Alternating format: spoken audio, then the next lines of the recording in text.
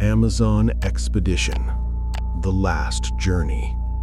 Preparation, the last peaceful days. At first, everything felt normal, official, scientific, safe. The expedition's goal was clear: to explore a region of the Amazon rainforest that still hadn't been mapped, a place missing from satellite data, surrounded by local legends and warnings. The team wanted to document unknown life forms, strange ecological patterns, and the myths whispered by nearby villages. There were 5 of them. Robert Hale, 35 years old, a former military officer, a veteran of the Vietnam War.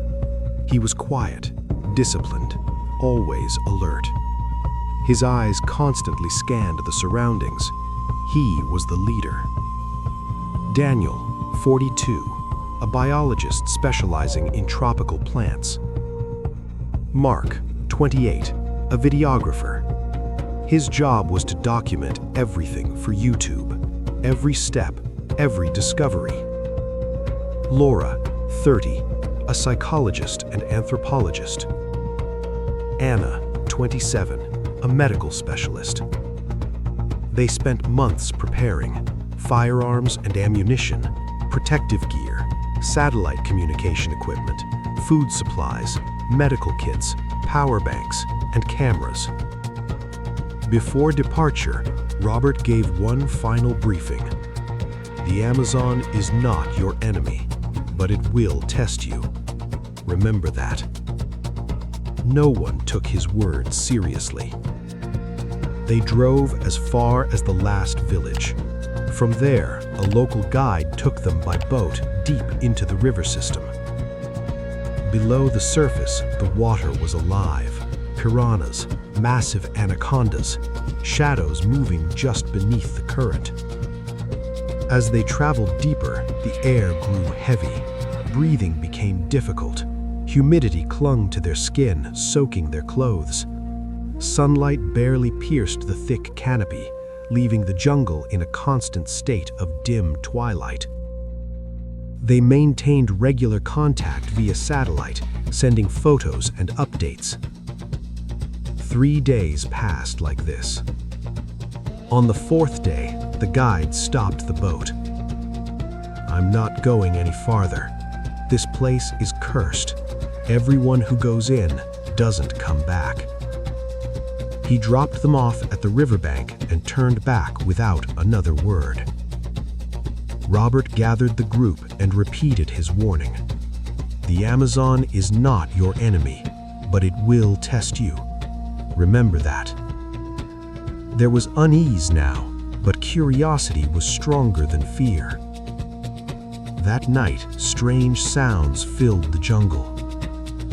Footsteps, distant voices, a rhythmic clicking repeating over and over. Mark was the first to say it out loud. "These sounds aren't natural. It feels like something is watching us." On the 4th day, they found deep scratch marks on a tree trunk, nearly 2 meters above the ground. They looked like human handprints, but wrong. The fingers were too long, the claw marks too deep. Daniel shook his head. This isn't a monkey, and it's not human. As they moved deeper into the jungle, panic slowly began to grow. That night, Anna clearly heard someone whisper her name from outside the tent. This time, it wasn't her imagination. Mark recorded the sound. On the audio, a low, cold whisper could be heard. "Anna." Terrified, Anna ran to Robert and begged him to turn back. Robert calmed her down. He was not the kind of man who abandoned a mission. On the 6th day, Daniel went alone to collect plant samples, carrying a small camera. He never returned. They searched for hours. All they found was his camera. The final footage showed Daniel struggling to breathe. I saw them. They're standing upright. They have no faces, but they look like people, and they're tall, very tall. A branch snapped. The camera fell. A scream. Darkness. From that moment on, panic consumed the group. Food supplies dwindled. Satellite communication had been dead for days. Laura began hallucinating. She started mistaking trees for people. Mark turned his camera off at night and whispered to someone no one else could see. Anna said it openly. "This place is destroying our minds. We can't think clearly anymore." Robert disagreed. "There's no way out. If we want to survive, we have to live by different rules." One night, Mark and Laura vanished. All their belongings were untouched. Their footprints didn't lead outward. They went deeper into the jungle.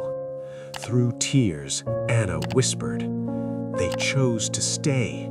Something convinced them." Robert snapped back, "Who convinced them? You're losing your mind." Anna replied quietly, "They came every night. From the moment we arrived, they never showed themselves fully. They only called us." Time stopped making sense. No equipment worked, not even the compass. They were starving. Animals were nowhere to be found, but screams echoed through the jungle, sounds that belonged to neither animals nor birds. They survived by eating leaves and moving forward without stopping. Then, suddenly, a river appeared. Exhausted beyond limit, Robert and Anna gathered pieces of wood, tied them together with rope, and built a raft. They surrendered themselves to the river.